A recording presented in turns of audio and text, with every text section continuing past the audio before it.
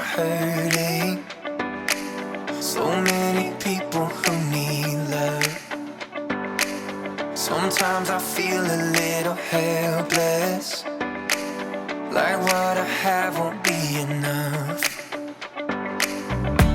I may not have everything, but what I have I'll share with you. 'Cause what real love would ask of me is that I show real love to you. Sometimes the greatest gift that someone can receive is to know they're not alone in the greatest need. Yeah. This is a mission if we're up to the test. It's not impossible, it takes our best. Show up, give love away. This is our mission if we're up to the test. It's not impossible, but it takes our best. Show up, give love away. So can this really change a thing when so much still needs to be done? Ooh, don't feel the pressure to change everything. Just give what you can give to us. Sometimes the greatest gift that someone can receive, oh, is to know they're not alone in their greatest need. This is our mission if we're up to the test. It's not impossible, it takes our best. Show up, give love away.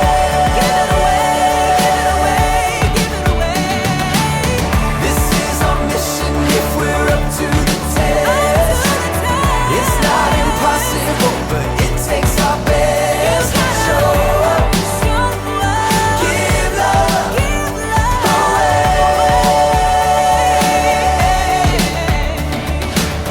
This is our mission if we're up to the test. It's not impossible, it takes our best. Show up, give love away.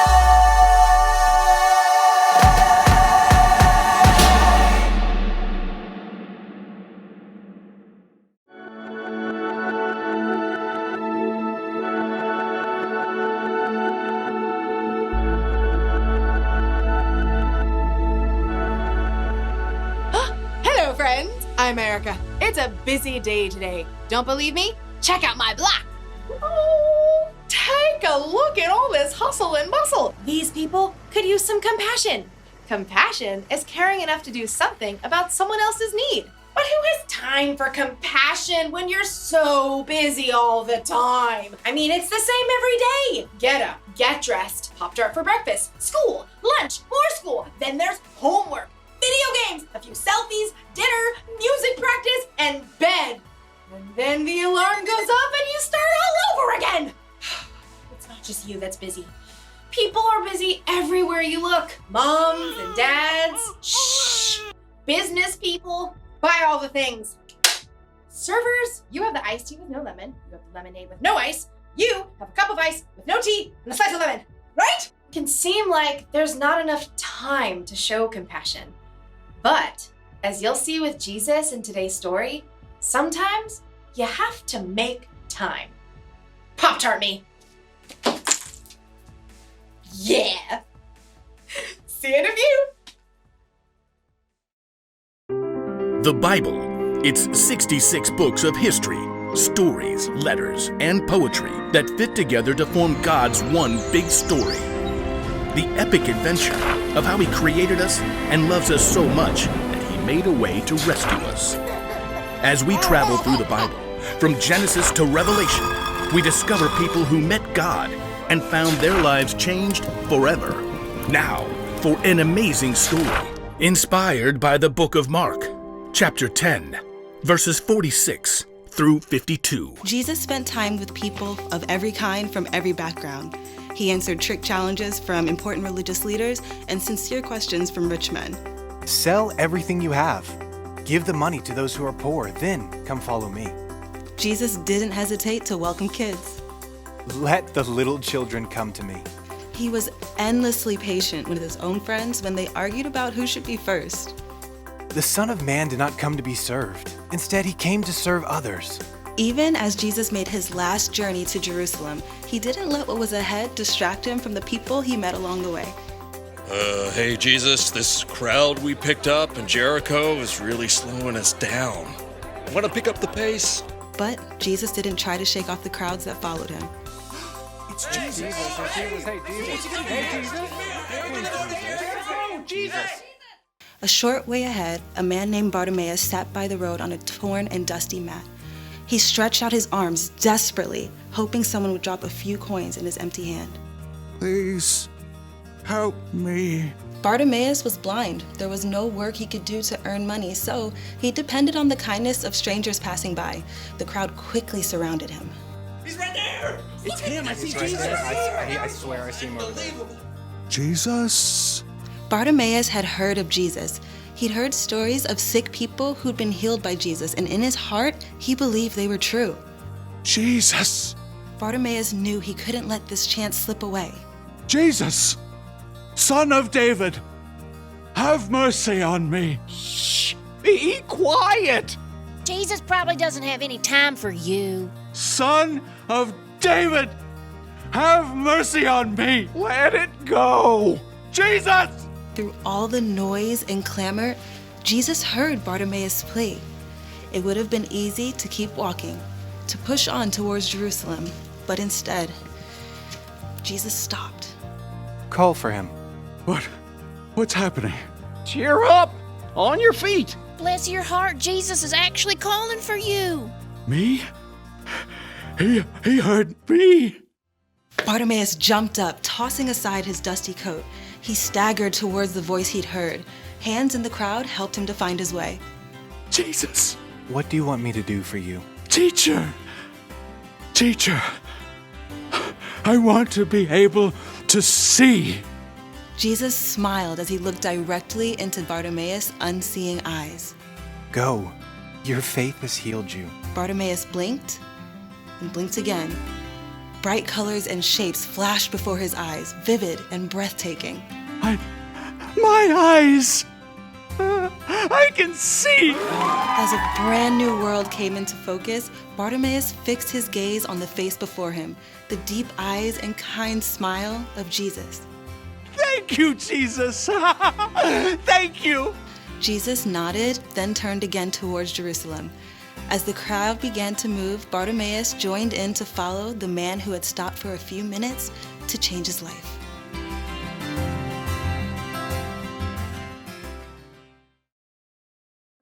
Jesus was very busy. He was busy teaching people and performing miracles. Crowds of people followed him wherever he went. So when a blind man named Bartimaeus cried out to Jesus, people told him to stop. Jesus doesn't have time to help. Somehow, through the noise of the crowd, Jesus heard Bartimaeus and made time to heal him. That means if we're followers of Jesus, sometimes we need to make time to help others.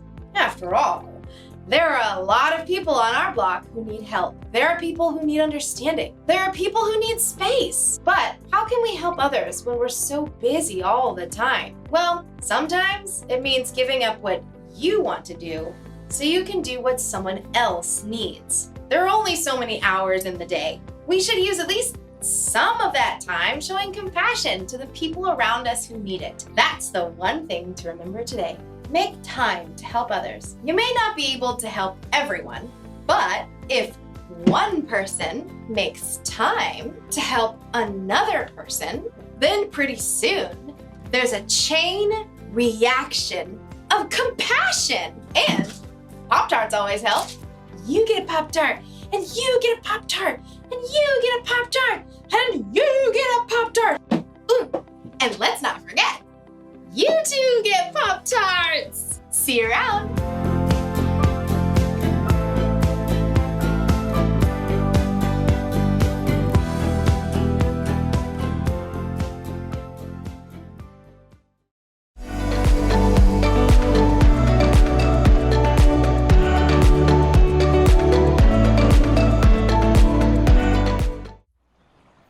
Come and get it. Only $2. Come and get it. What's this? Oh, you know how kids set up a neighborhood lemonade stand to try to make a little extra money? Yeah. Well, who says adults can't set up a stand to do the same thing in their neighborhood? Oh, that's a great idea. Thank you. I'll take one. Okay, that'll be $2, sir. There you go. All right. And your change is $3. Thank you. And here we go. What is this? I thought you were selling lemonade. No. It's fish on a stick. Yeah. You know, never mind. You can keep the $2. Oh. Okay. Why does nobody want you? Ah! Ah!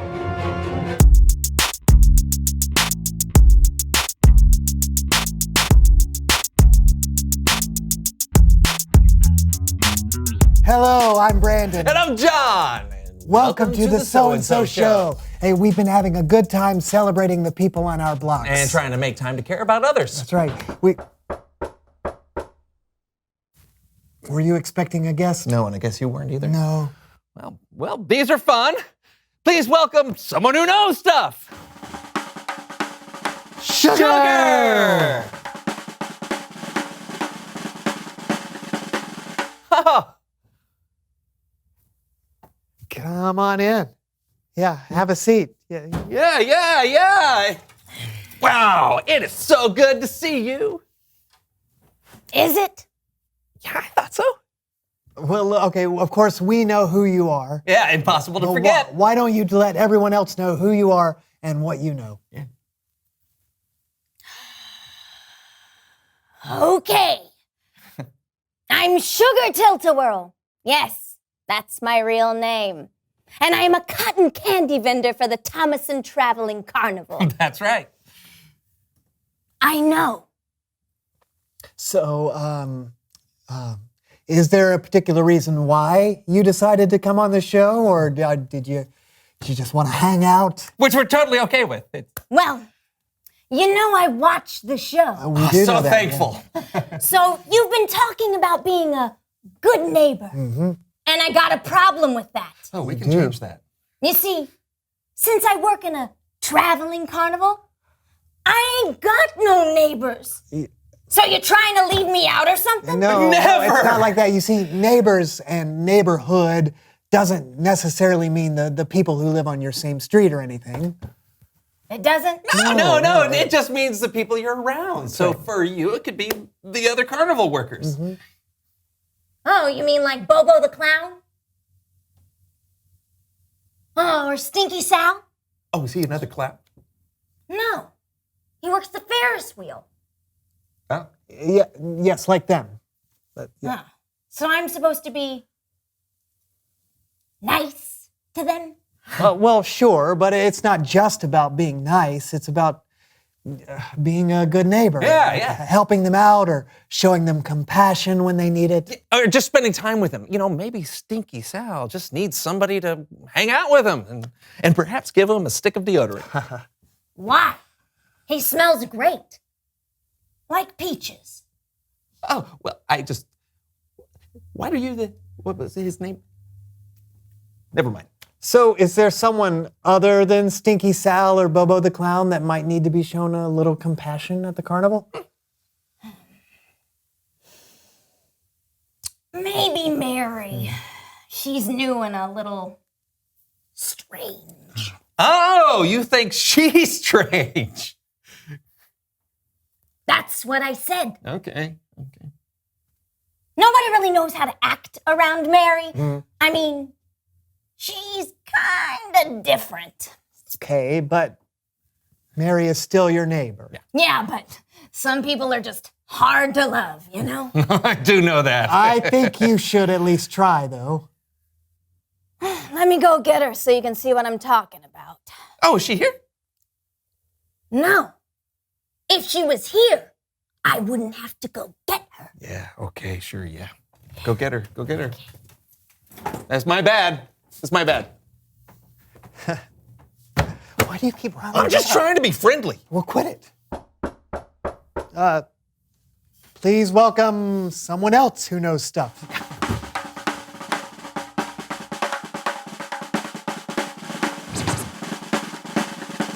Hello, are you Mary? Come in and have a seat. Oh, thank you so much. Yeah. What happened to Sugar? Oh, she's waiting in the truck. One of us has to stay with it because it's filled with frogs for the catapult game. Oh. Tell us who you are and what you know.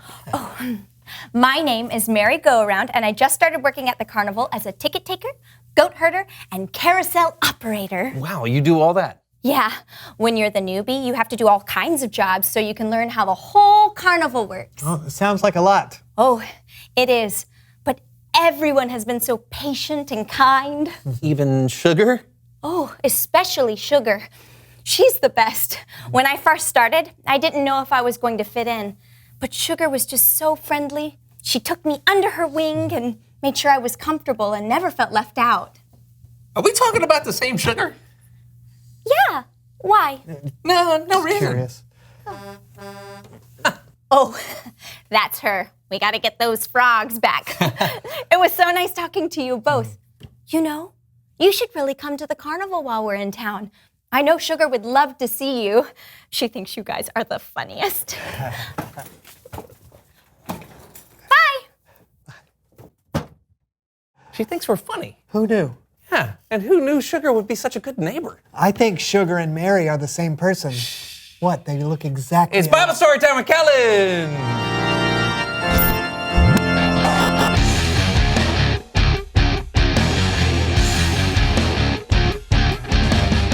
How's it going, guys? Great. Great, swell. Yeah, you got anything that might help us understand what it means to be a good neighbor? Actually, I might. It's a simple story, but it's pretty clear. Take it away, Kellen.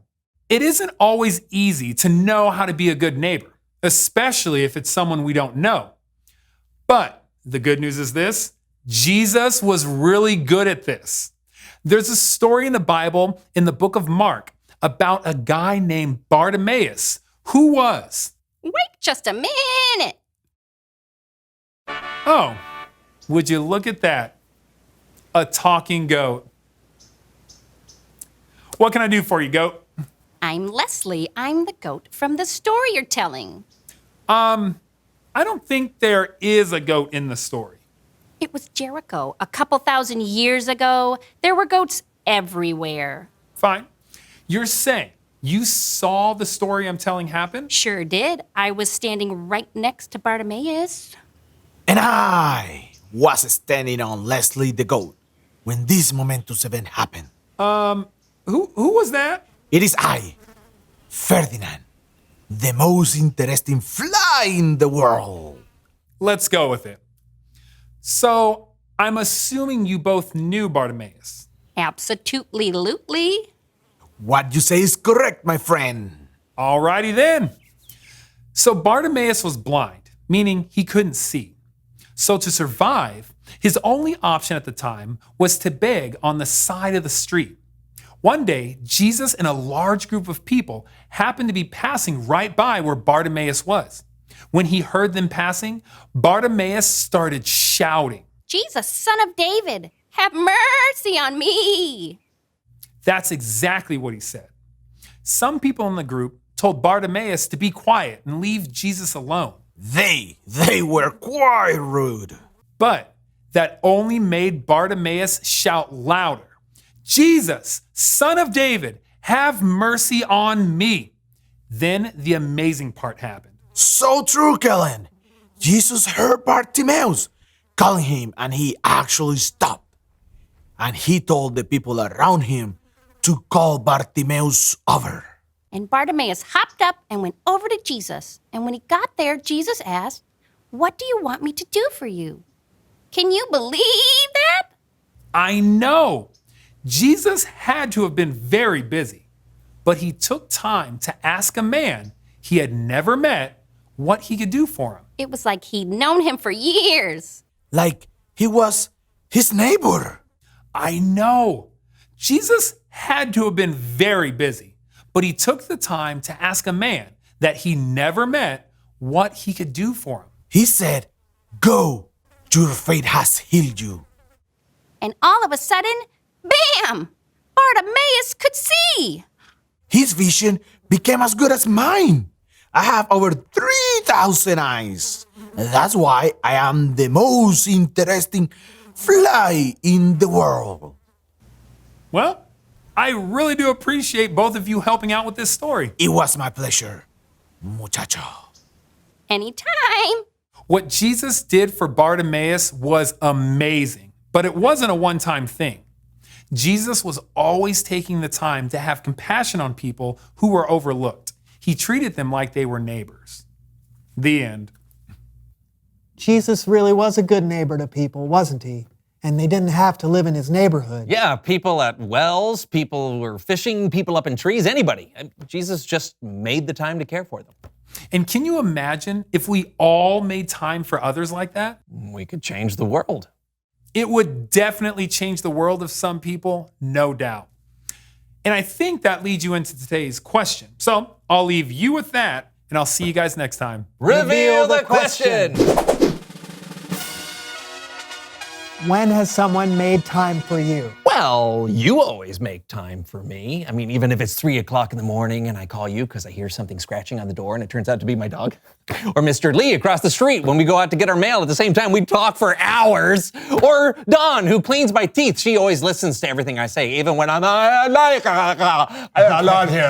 Wow. I was going to say Mr. Adams, who's one of my upstairs neighbors. He's always there if I need a hand or if I need advice or something. You know, it's nice when someone takes a little extra time to really listen to you, isn't it? What? Never mind. We'll see you guys next week for a brand new So-and-So show. No, seriously, what? I'll take one. Fish on a stick. Sword on a stick. A on a stick. Hey. No. Hand on a stick. Gourd on a stick. Stick on a stick. R on a stick? Tater on a stick? Yeah.